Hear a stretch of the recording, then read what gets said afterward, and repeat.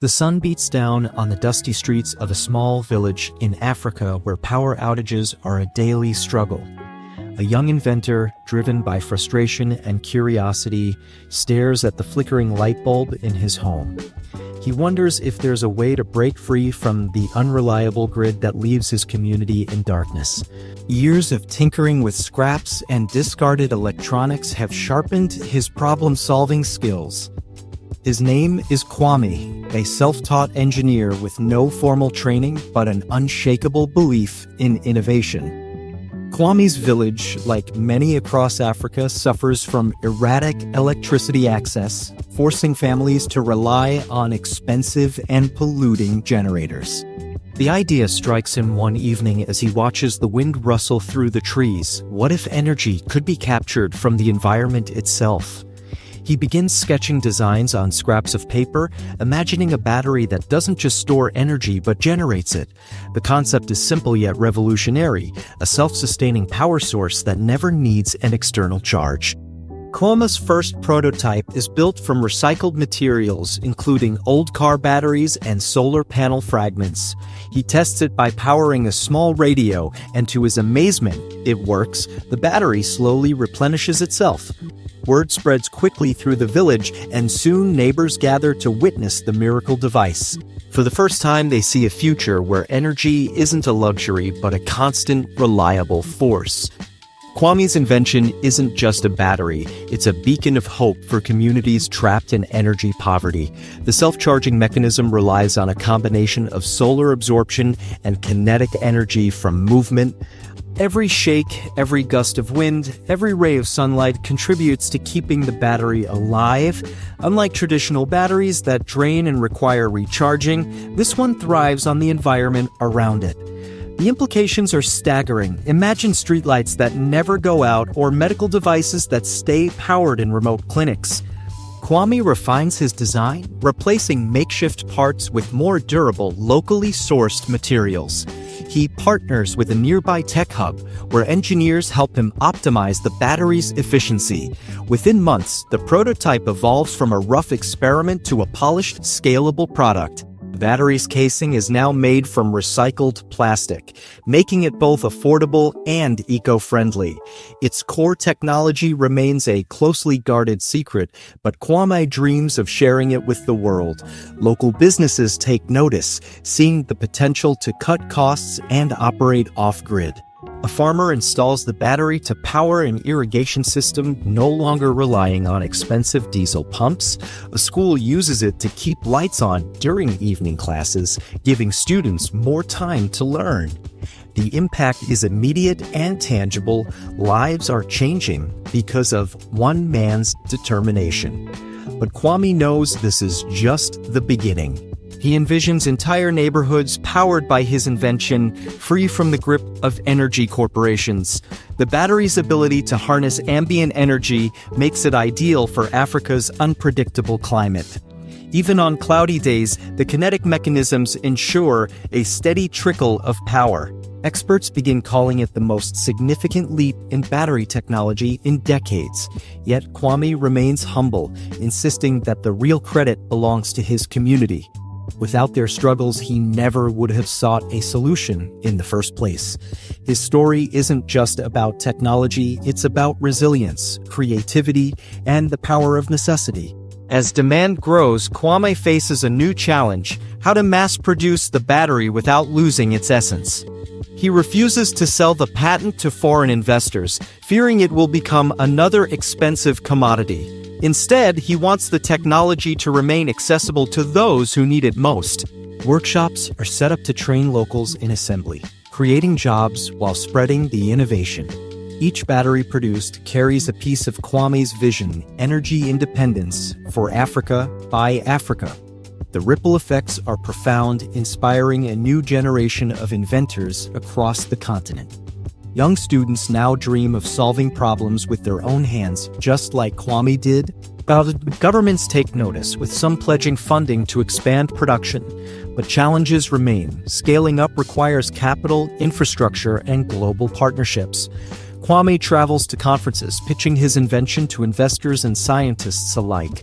Some dismiss him as an amateur, but others see the genius in his simplicity. A breakthrough comes when a major university offers to study and enhance his design. Together, they improve the battery's storage capacity, making it viable for larger applications. Soon, hospitals and emergency services express interest, needing reliable power in critical situations. Kwame's invention is no longer just a local marvel, it's a global solution in the making. The battery's potential extends far beyond Africa, offering hope to off-grid communities worldwide.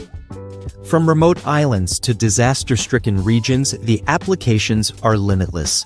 Kwame's journey proves that innovation doesn't always come from labs with billion-dollar budgets. Sometimes it's born in the humblest of places, fueled by necessity and relentless spirit. His story challenges the world to rethink where brilliance can emerge. And as his self-charging battery lights up more lives, one thing becomes clear: energy freedom is possible. The question is no longer if this technology will change the world, but how soon. The science behind Kwame's self-charging battery is as elegant as it is revolutionary. At its core, the device operates on a hybrid energy capture system, blending solar, kinetic, and thermal principles.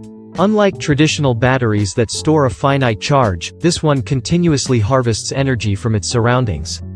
Miniaturized solar cells line the exterior, absorbing sunlight even on overcast days. Inside, a network of piezoelectric crystals converts vibrations, footsteps, wind, even distant traffic into usable electricity.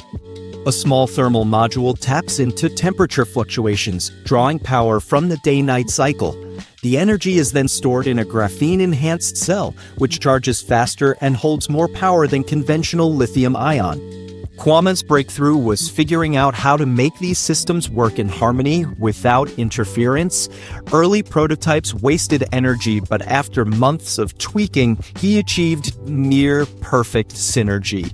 The battery's efficiency now rivals grid power in optimal conditions, all without a single wire. What makes it truly disruptive is its simplicity. No rare minerals, no complex manufacturing.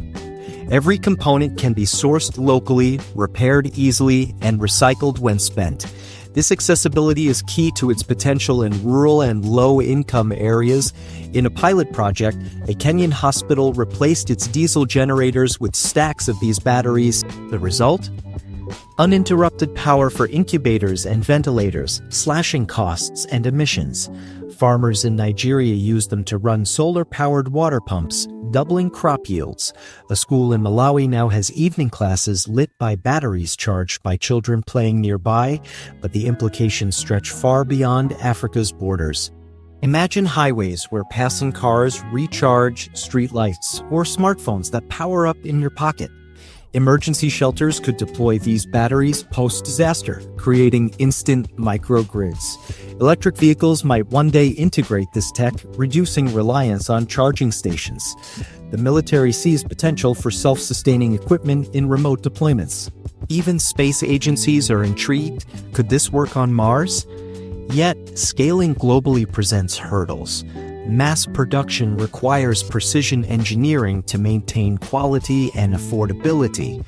Regulatory approvals vary by country, delaying adoption in some markets. Competitors, sensing the threat, are already filing dubious patent claims. Kwame's refusal to monopolize the tech complicates partnerships with profit-driven corporations.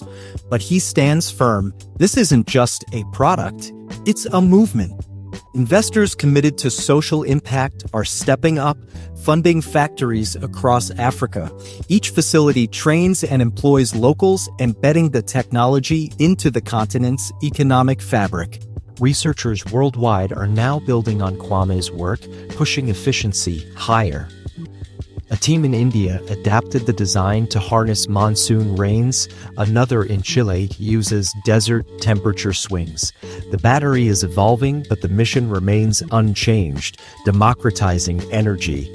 Critics argue it's not a silver bullet, and they're right. Industrial grids still need large-scale solutions, and fossil fuels won't vanish overnight. But for millions off-grid, this isn't about perfection. It's about possibility. The possibility that's already unfolding in a Somali fishing village. There, batteries charged by ocean waves, power freezers, preserving catches for market. In Ghana, women artisans use them to run sewing machines, tripling their incomes.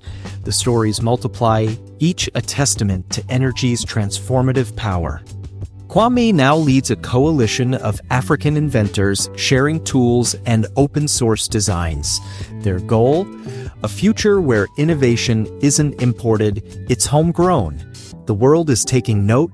At a recent UN summit, Kwame stood beside global energy leaders, his battery in hand. Africa has been called the dark continent, he said, but we're flipping the switch on our terms. The applause wasn't just for the technology, but for the vision behind it.